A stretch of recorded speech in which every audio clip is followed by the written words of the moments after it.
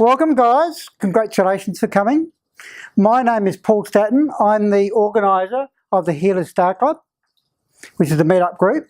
So tonight what we're going to talk about is how to be a shamanic healing coach, which I'm really excited about because helping people become healers is part of my role on the planet, and specifically why shamanic.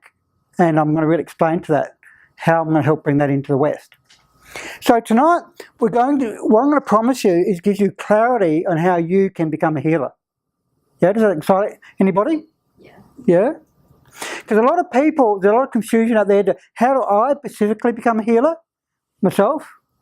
And what I've done from my 20 years as a professional healer, working with people from 50 countries, that's not on the internet, that's one-on-one, yeah, because I worked at international healing centres, is I've discovered what stops people becoming a healer. And there's 4 main things which we're going to talk about tonight, and the 5 main things that you require to achieve to become a good healer. Because I've been training healers around the world. I know what works. Yeah? So what we're going to start off with is start off with you. And we're going to start off is, why do you desire to be a healer? This is a really important question. I'm reading a book at the moment called Starting with Why. Knowing your why is really important, and I want you to consider these 4 questions. Why is being a healer important to you? What benefits will it give you? How will it change your life? And specifically, how will it make a difference in the world? And we're going to do a meditation at the moment for you to connect to these things, but I'm just going to put a few suggestions to you. First of all, there's personal reasons. Now, why do you want to be a healer? Is it because you want to help yourself be healthy? You want to help your family? You want to help your kids? Is that a reason? Is there something that's happened in your life that you want to help other people with? That's what making a difference in the world. Because if you don't know why you want to be a healer, you won't be motivated. Those people who achieve their dreams, they know why. That's what's powerful about that book, Starting with Why. Because if you look at Apple, Jobs knows why he's creating what he's creating. Someone like companies like Dell and other computer companies, not so much. That's why Apple was a leader. So in a moment, I want to get you really deeply connected to why do you want to be a healer. Because if you don't know why you're going to do something, you can get distracted. And we live in a world of distractions. And if you get distracted, it's because you're not committed enough to your why. Just a little bit about my story. I'm going to tell more about later. I like to empower people, to help them be empowered. Why? Because I felt very disempowered as a kid. So when I see little kids coming to me because of health issues, because their parents are controlling them, am I passionate about it? Absolutely. And I can still remember this 7-year-old who I helped change her life. She had all these allergies. She could hardly eat anything because her mum was controlling her in a power chakra. She didn't have any power. So I helped change the relationship between the mother and the daughter. And within a couple of weeks, all her allergies went away. Every single one of them. Now, she'd been to all these nutritional specialists and none of them could work out because they didn't get to the underlying issue. The power of getting to the underlying issue is really important. But if you don't know your why, it doesn't drive you. I get excited by that. I get excited to see that spark in that little kid's eyes to know that they're being empowered. Because you know what I helped her? You know what she did? Because after I talked to her for a while, she drew on our whiteboard in my consulting room. And she drew these 2 beautiful angels because they had wings. And underneath it, she put Paul and Jody, because her name was Jody.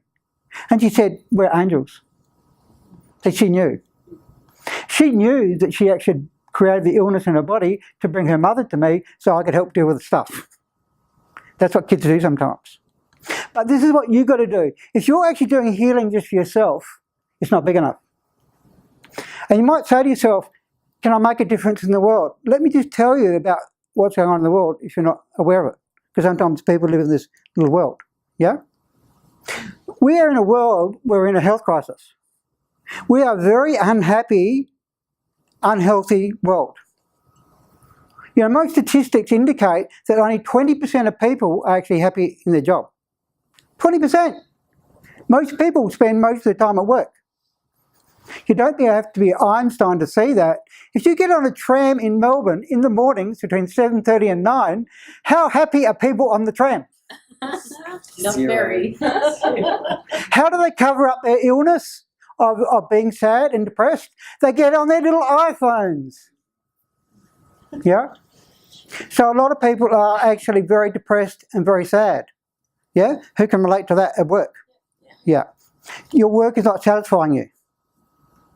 Now, do you want to be on your deathbed and go, I wish I did this 30 years ago and change my life? Or do you want to actually get in action now and go, how can I make a difference to the world and actually live a life of meaning and contribution? Because there's a lot of sick people out there. So don't be scared there's not enough people to work on. 99% of the population need healing. That's a lot of people. That's why I never get worried about people keep coming back to me. Yeah?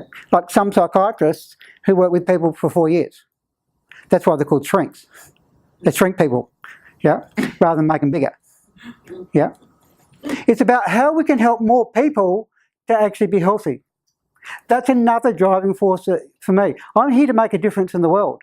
Do you know why? Because when I was younger, I thought this world was so crazy and didn't fit into it. I thought, my God, I don't want other kids to go through that because it's painful.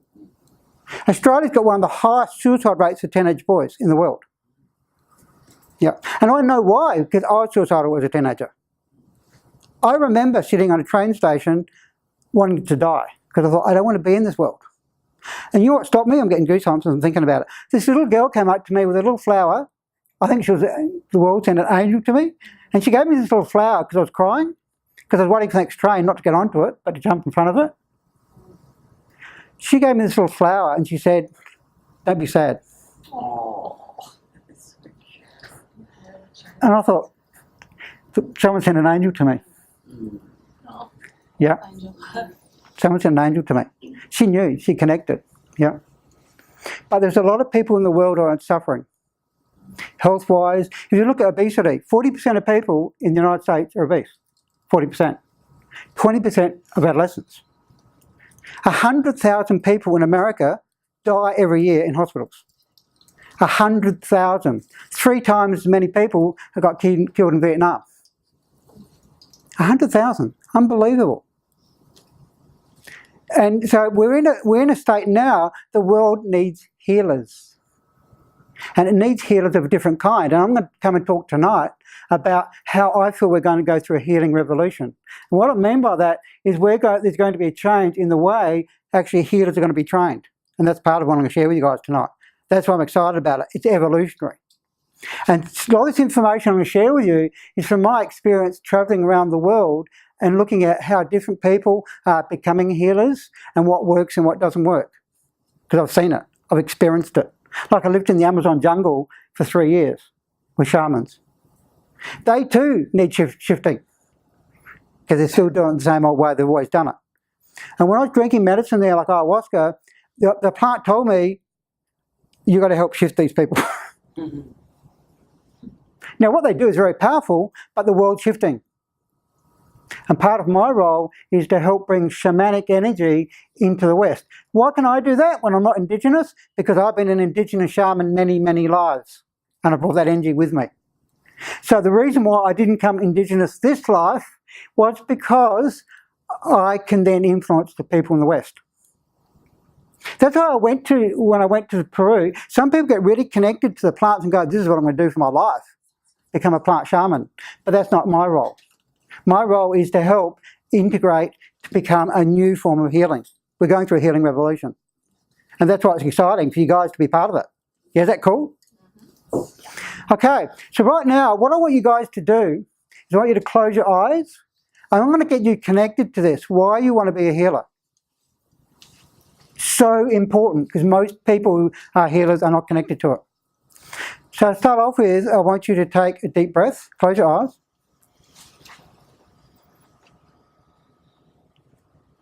Just take a couple of deep breaths to relax.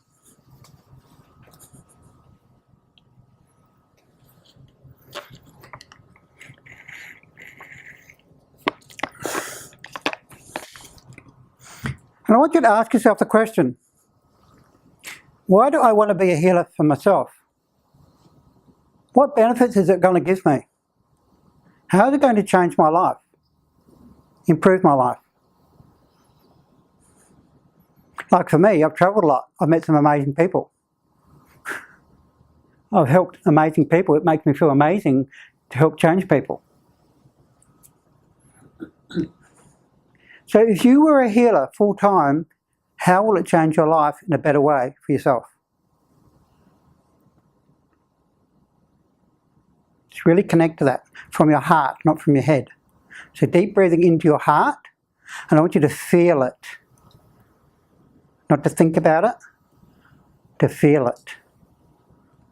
Feel your passion.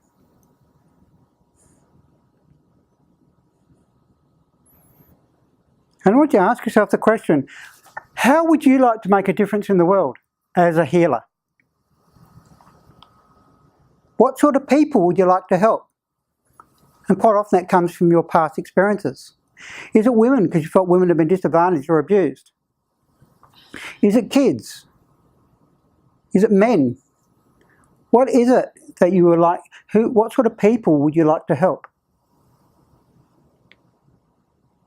And quite often that relates to our life, what we've gone through in our life.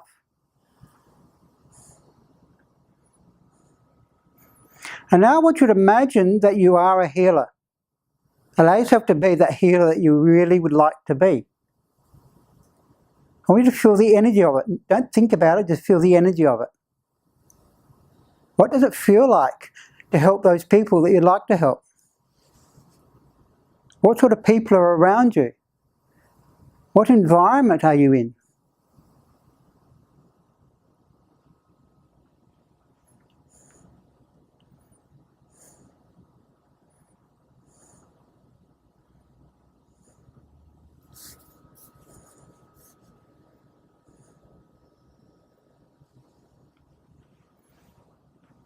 Okay, so when you're ready, you can open up your eyes.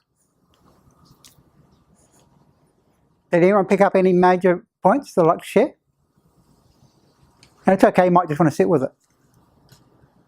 I just felt very peaceful because I'd come full circle. What does that mean by coming in full circle? I just came through all the lifetimes to then the learning to the purpose. Yeah. Because you know they say by the law of intention, law of attraction, you've got to visualise what you would like to be. Because the law of attraction says you can only create things that's already inside of you. That's the law of attraction. If you don't feel inside, you can't create it. It's impossible, based on the law of attraction. You've got to feel inside. If you're busy every day by being a work junkie, I heard that term when I was reading a book yesterday, isn't it a cool term, work junkie? Like people get addicted to work. It gives me a little fix. What's your little fix? Money. You get attached to it. You don't have to face yourself. But it makes you ill. It is a drug. Work is like a drug. People are work junkies. It's a cool term. I heard that yesterday. Is that a cool term? Love it. And it's not a judgment. It's just about acknowledging where you're at and why are you giving yourself permission to do that? I had a client a couple of weeks ago. You know what she said to me? She said, she'd gone through all this shit, you know, her body's in heavy energy and she's sad and depressed, doesn't like work. And she said, it's okay, it's not hurting anyone. And I said, what? What about yourself to start with? And what about all the people that you could be helping if you were actually being a healer, which is your role? No, you are hurting because you're not being responsible. Being responsible is responding from who you are. Responsibility. The ability to respond from who you are. So if you haven't done it, I suggest you do that regularly to connect every day to yourself. If you say you haven't got time, your soul is not going to believe it. You've got to create your own time every day. It could even mean 5 minutes, but 5 minutes is infinite better than 0. If you want to create being a healer, you've got to visualise it and feel it inside of you. Yeah, is that cool? Knowing your why is really important. If you don't know your why, then you are not going to be an effective healer. I can tell you right now, from my experience. Yeah? Because I know some people, you know what they do? They go and learn Reiki, or they go and learn kinesiology, or they go and learn Bowen. All amazing techniques, but they're not passionate about it because they don't know why they're doing it. Why am I doing this again? And then they go off and do their old things and they get back to their old world. I was really passionate when I wanted to be a healer. I did a weekend course once. I was living with 2 girls at the time. I got home at 6 o'clock and I practiced on those 2 girls till 3 in the morning. Because I was passionate about playing with all these techniques. Yeah, and these 2 girls were so amazing, they didn't even sleep and they went to work the next day. Yeah. It's about how passionate are you to actually follow your dream. And it's really cool because we've got the Olympics on at the moment. You know why I like watching the Olympics? Because I'm watching people achieving their dreams. And I love to hear them interviewed and they go, yeah, I really want this. And watching those people was about how to achieve a dream. That's really important.